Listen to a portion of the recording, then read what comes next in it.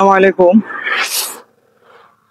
আমরা যারা রোড গাড়ি ঘুরি চালাই তারা লেগে সরকারে সতর্কতামূলক কিছু চিহ্ন দিছে রাস্তার পাশে।